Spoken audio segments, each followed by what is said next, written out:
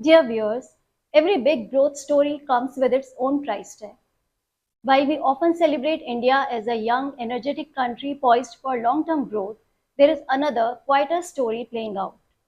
And it is one that is happening right in our own homes. It starts small.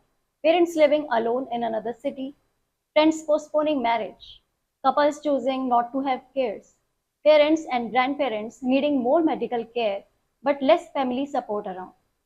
These are everyday conversations, but they are also signs of a massive economic shift.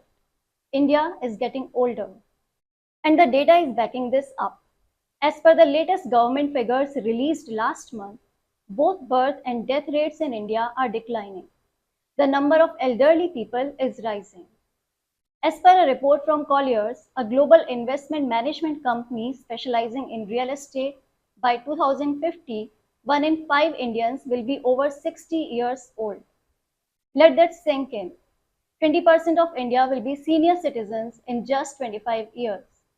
This isn't some far off abstract future. We are already seeing the early effects: soaring medical bills, rising health insurance premiums, a shortage of elderly care facilities, and families struggling to find reliable options for their aging members. As per Colliers, the senior living market in India could grow 5 times by 2030 from $2 to $3 billion today to around $12 billion. And here are three small cap listed companies I believe are worth tracking, each tapping into this silent yet fast growing trend. The first is Ashana Housing.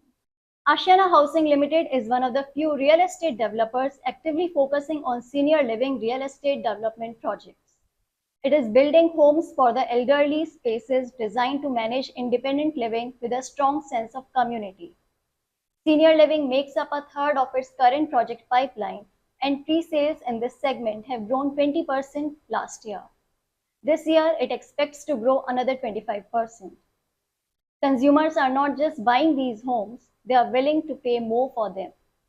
The most interesting part: senior living projects tend to be less cyclical than the typical real estate industry. Then there is MediAssist Healthcare Services Limited. It may not be a household name, but it plays a role in thousands of hospital visits every single day. It is India's largest third-party administrator, or TPA. Basically, company helps patients get cashless treatment under their health insurance policy. It works with 28 insurers and over 19,000 hospitals. Rising medical inflation and government push to cover more people under health insurance has made companies like MediAssist critical for smooth, scalable, and tech-driven claims processing.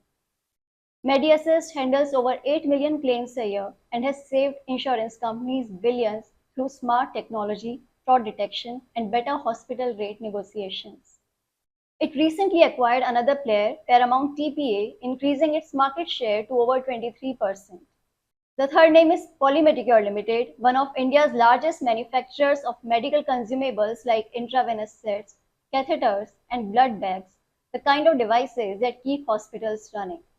While 70% of its revenue still comes from exports, its India business is expected to grow faster at over 30% this year, with companies' expansions into segments like renal therapy, cardiology, and critical care, and increasing hospital network.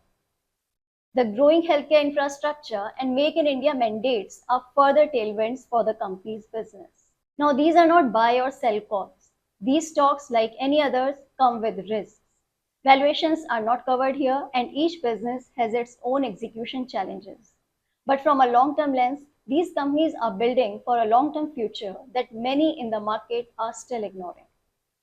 Let me know through your likes and feedback if you found the video useful. Thank you for watching. Goodbye.